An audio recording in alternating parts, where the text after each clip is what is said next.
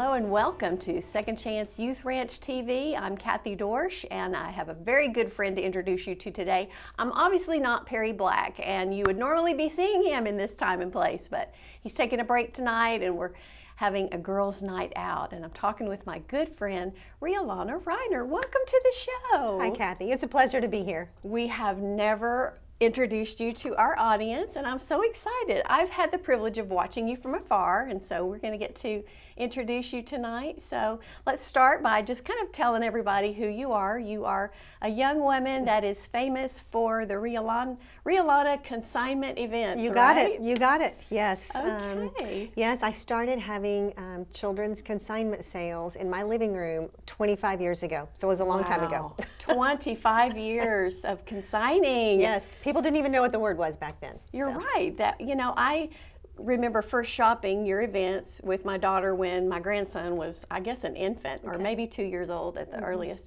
And I was like, why wasn't this happening when we were mothers? Right. Why didn't this model happen when, you know, because children don't necessarily stay in the same outfit for very long or use the same toys for very long. Right. So well, let's get to know you first. Are you a native Arkansan? Are you a girl from around here? I actually am not. Oh. I grew up in the military. Okay. So my dad was an infantry officer, Wow. like combat, you know, fought in the Yes. jungles of Vietnam. Oh my. And so I grew up in the military. And we had lived in Fayetteville for a period of my life when my dad taught at the university, taught ROTC. So they always loved Arkansas. I bet. They hoped to come back, but I actually traveled by the time I was 18. We'd moved 22 times. Oh my goodness. And I went to 4 different high schools. So that lays a little bit of foundation of just, you know, I just had traveled a lot. Yeah. And, you know, it isn't the way I would want to raise my kids, so I changed that, but it is how I grew up. Wow, so you lived all over the world? We did live, I lived in Germany, 2 different places in Germany when I was in high school. Amazing. And so I got to travel, you know, all over Europe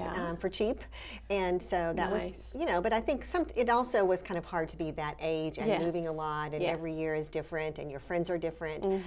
And so we actually moved back to the States. My senior year, we were in Leavenworth, Kansas. Wow. And I graduated early, halfway through my senior year, and started at the University of Arkansas because my parents thought they had planned to retire. Okay. And so I went to school at the University of Arkansas, and I have been here most of that time, although after I got married, I moved to a couple of different states, and then I landed back in Arkansas in the early 90s. Wow, wow. Northwest Arkansas would be an amazing place to visit and live short term. You would want to come back. Yes. So let me ask you this. When you were growing up, were your parents people of faith? Were you in church, or was, you know, a relationship with God or with the Lord something far from you or near you? How did that go growing up? I would say that we were in and out of church some, so a little bit of a church life, but it looked really different when we moved a lot of different places and went to lots of. So I would say that probably faith was not really a part of my life, but I was in and out of churches. Moving a lot makes that hard because you're not really building community the way you would see a community in church life. Yeah, and you know, I would say my parents definitely found the Lord later in life, but they were not strong believers either, and so that sets the foundation, you know, for a family. It does. Wow, my husband was an Army brat and traveled all over the country. He didn't live overseas, but he has expressed how, you know, the military wife has a completely different kind of stress level raising the kids with dad away, and the kids themselves having to always make new friends and not just moving physically, but you're moving emotionally and learning all over again. That's tough. Yes. That's a family sacrifice. And I remember him actually greeting a woman, thanking her for her part of her family service. And he expressed that, and tears just filled her eyes. It's like just the relating that every member of the family is serving.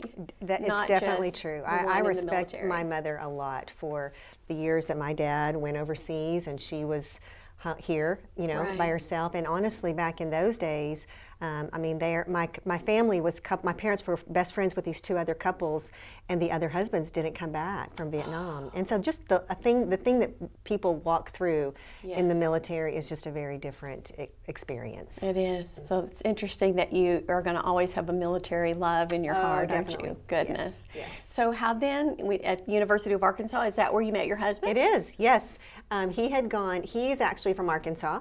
He had gone out of state to college, but had come back to Arkansas to do his graduate work. Nice. I was finishing my undergraduate, and we met there, fell in love, and got married. And so we actually ended up moving to Oklahoma. He was an engineer, and so we lived in Oklahoma and then Texas with his engineering job for a while. I don't think I knew that about you, that you had moved around. Now, what were you studying in school? Well, it's kind of funny, actually. My degree was in exercise science, Kathy. Exercise science. You know, you go, girl. I love it. There is a science to this. Well, I was actually like the first graduating class from the U of A in exercise science. I thought I wanted to do like cardiac rehab or something with, you know, health and helping people. But I got married instead, and there really weren't jobs out there much, you know. And so I ended up, you know, I've never actually still ever had a business class in my life. I think God has quite a sense of humor. I find that hard to believe, but you have been an amazing mom manager. I can tell you that for sure.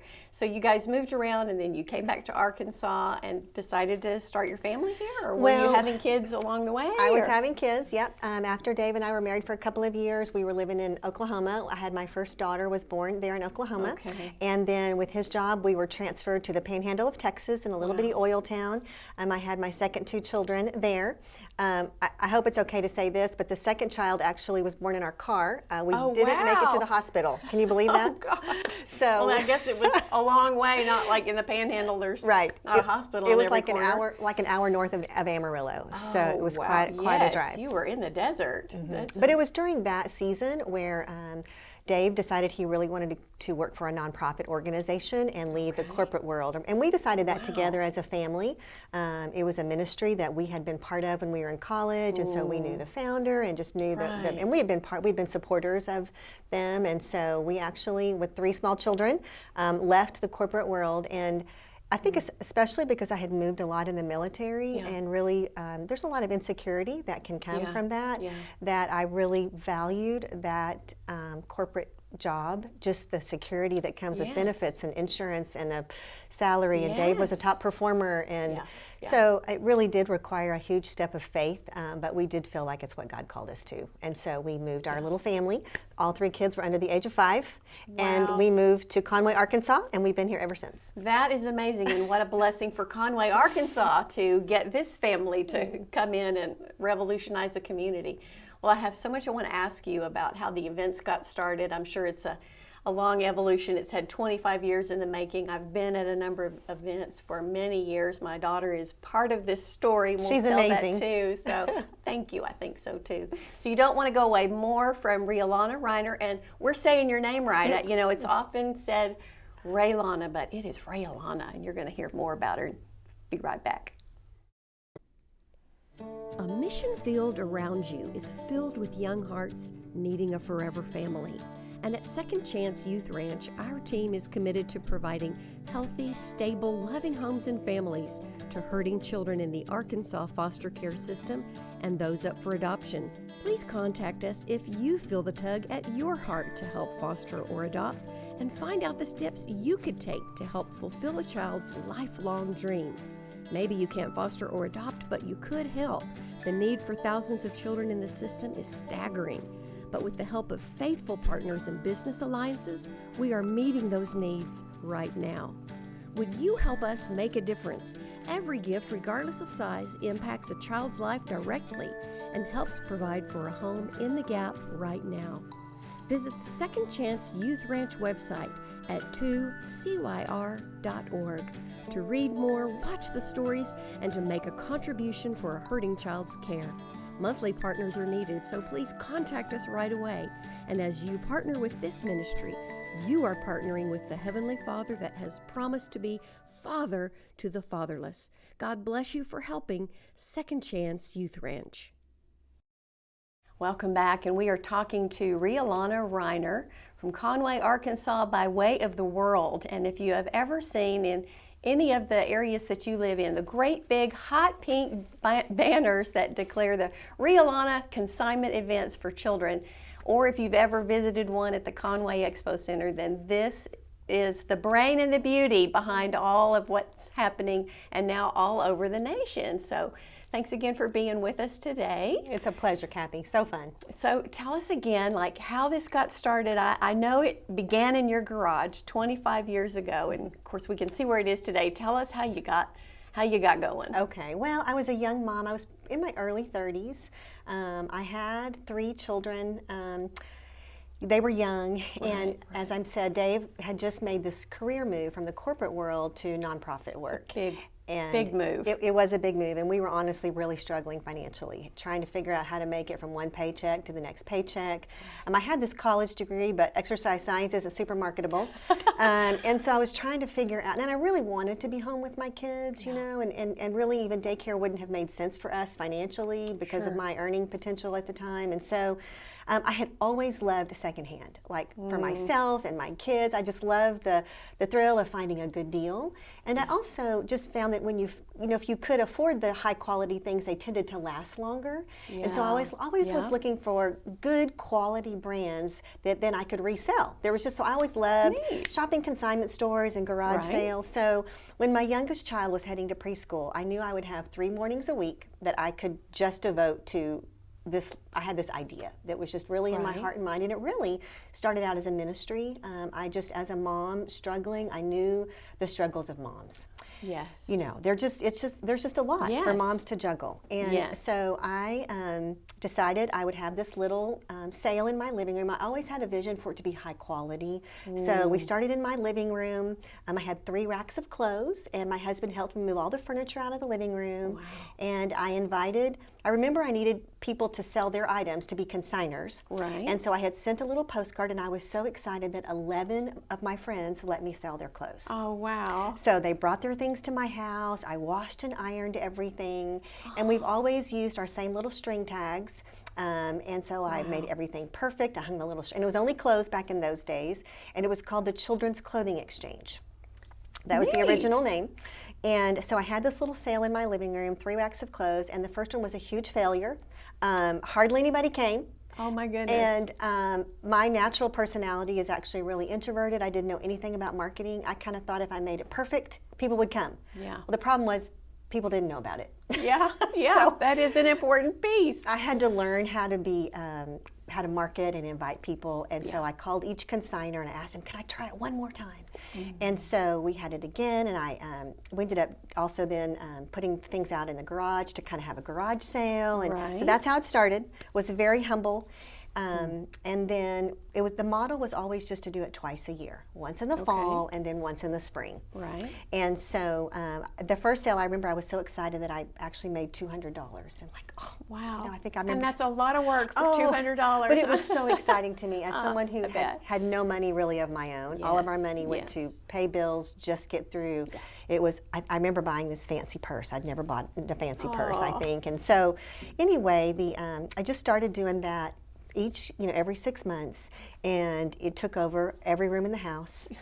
And my husband actually developed our IT, and so he loves doing software type things. So for him, a lot of guys hunt and fish. Well, he likes software, and so his day job was filled with people, and so he'd want it in the evenings. A way for him to relax was to do IT things. Isn't that neat? So it was special. So back in the early 90s, we were able to develop this computerized system, which now it's no big deal, but back then it was a big deal. Well, not a big deal. It kind of is a big deal because now you're franchised all over the country, and it's sort of a model or actually the model for everything, right? It is. We have about 110 franchises in about 25 states, and so it's been fun to learn about business, but the heart has really been about serving moms and serving families from the very beginning. That's amazing. You know, you go from your garage in your living room, and in 25 years, you're in 25 states with 115? About probably 110. That's more than 100. I mean, that's a hit as far as I can see. That's a lot of work, but obviously you were developing more consigners. And so how did it start to make the leap out of state? Then just people coming in for your events in Conway? Well, there was a period of about in 2008 when I had the events were growing. I had started in Conway. I had one in Little Rock, and they were just growing, and we realized that families loved them, appreciated them. We were meeting a need, that everybody's looking for secondhand to save money, but they wanted this really great experience. And so that's what we wanted to provide. And so about that time, Dave decided he wanted to stay in this nonprofit world. And so I realized, I got to figure this out then long term for our family financially. And so I decided to franchise. And the state of Arkansas quickly filled up. We have about 14 franchises in Arkansas. We sold those very quickly. And then the next step was just kind of naturally out of state. And then we just gradually, our hub is obviously this central part of America. And then we've gradually now, we're coast to coast. We have one in Hawaii. And so fun. And typically, and we don't really advertise. Can I work that event? That would be one I would like. It is put my shoes on for that It's one. actually hard work, just because it's, yes, I'm sure. One of their events, I went over there to launch one, it was open air. Like, it's so different. Right. It's so different.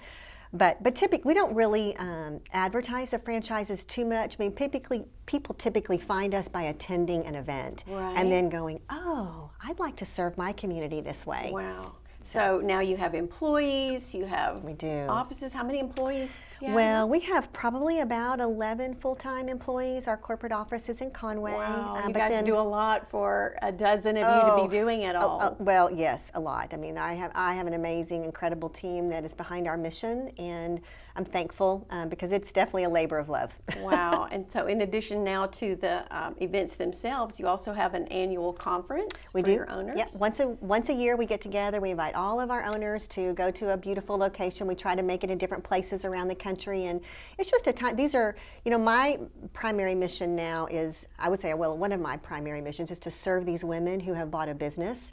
98% of them have never owned a business. And so now they're in this position of, how do I run this business and how can I be successful? And so I get to breathe life into them and encourage them and help them, and our team, of course, in the corporate office. So we come together to try to give them hope and courage and tools to keep fighting the fight, because business isn't easy. Wow. It's a battle. It is, and you're fighting to succeed, and your markets are everywhere, so it's probably a different kind of thing to tackle depending on where you're franchised. But that's amazing. What a journey. And I almost was surprised to hear you say the first one kind of failed. That it's really okay to have a good idea and to hold steady, stay the course, fight for it, make the dream come true. Comes with a lot of work. An amazing turnaround. And I have a few more questions to ask for you. So don't go away. We'll be right back after this great video.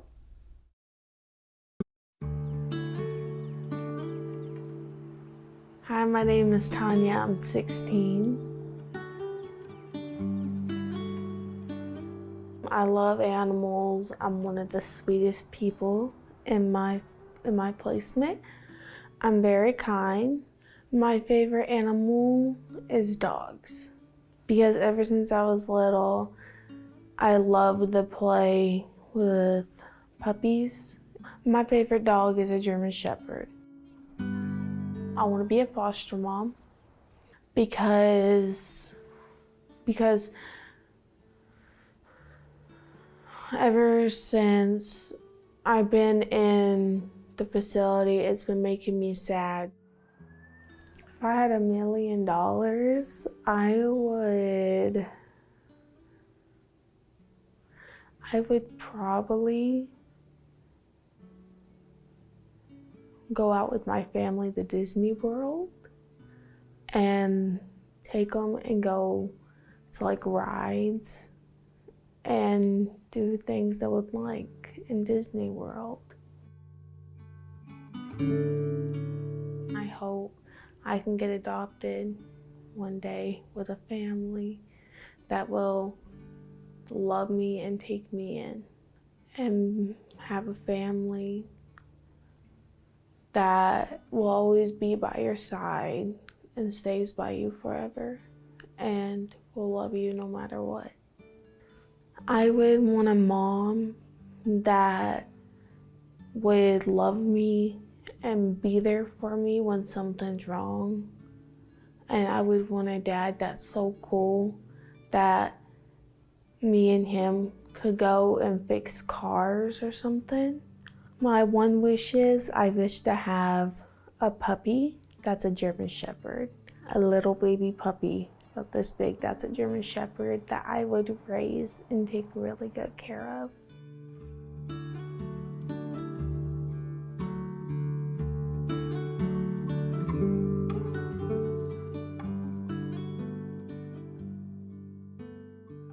We always hope that you enjoy those Project Zero videos where you can just get to meet a young person personally or a young child personally to see what the heart cry is of every person in our state's fostering system. Thousands of children that need a forever home, many of them longing for a family to adopt them.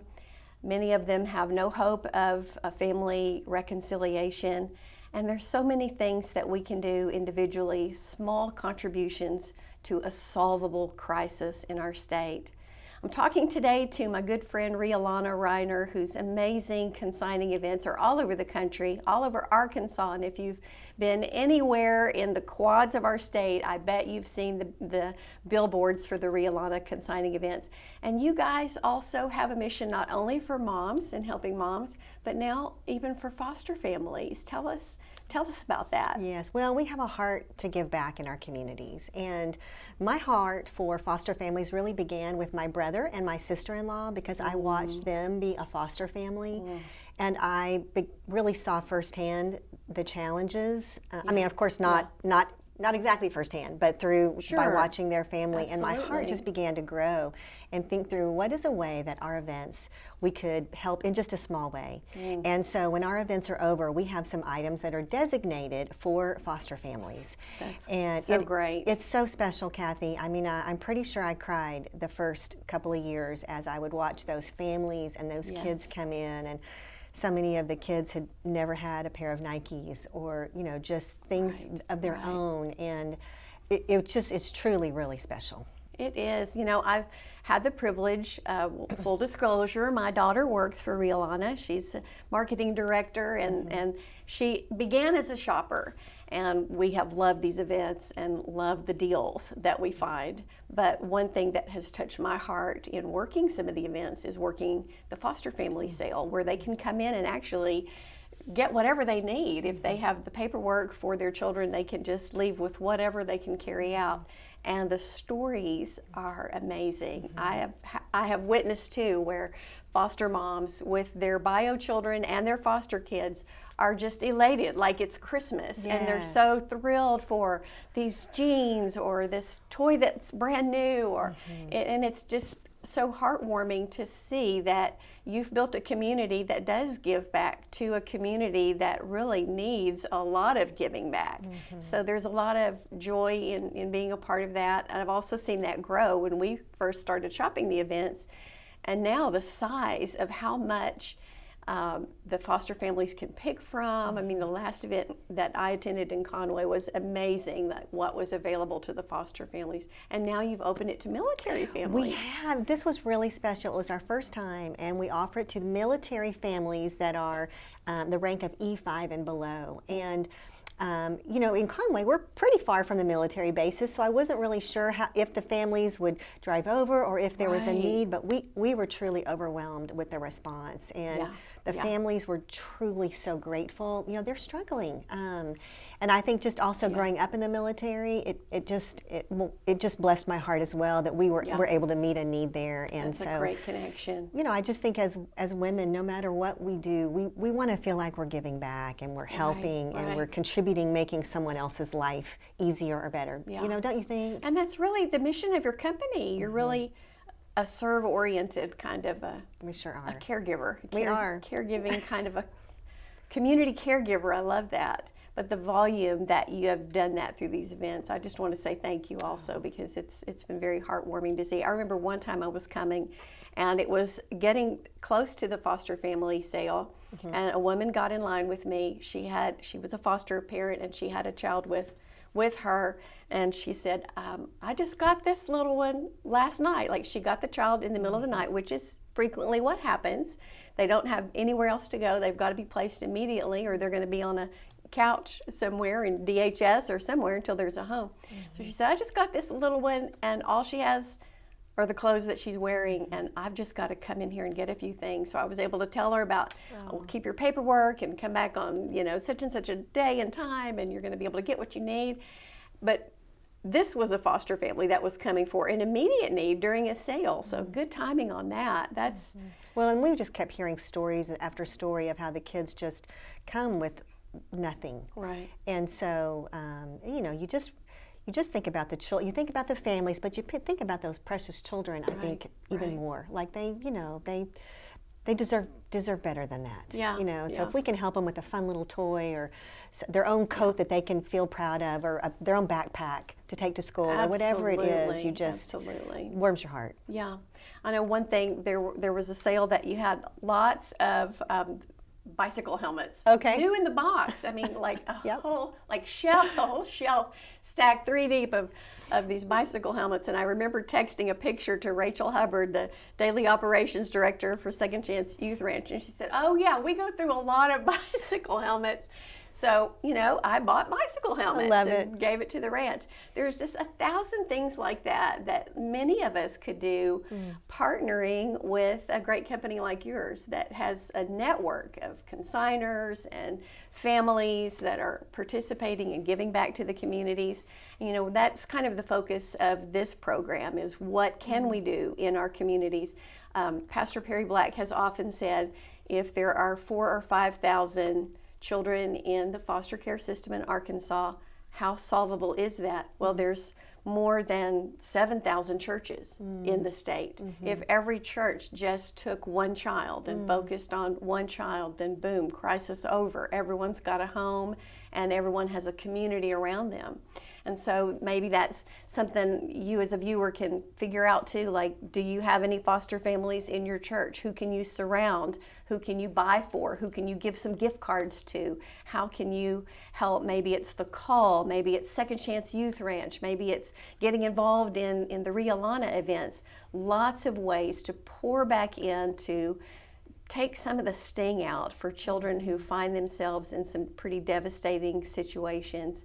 So, Rhea Lana, thank you for your love for people, your love for families and moms, and developing moms into business women. That's amazing too. Any parting thoughts as we close? I would just say, encourage everyone to find their way that they can give back, especially with foster children and foster families. And we just consider it an honor to be able to help in a small way for some kiddos that just have a lot of hurt in their life. And so I love the vision that you all have, and thank you for having me. I appreciate it. Thank you for that. Thanks for joining us.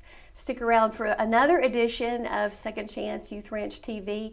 Go to the website, look for Rhea Lana events. Their website name will be mysteriously appearing on the bottom of the screen, and find them on social media. Lots of ways for you to find an event near you, so make yourself available to that. Thanks for joining us. We'll see you next time on 2CYR-TV.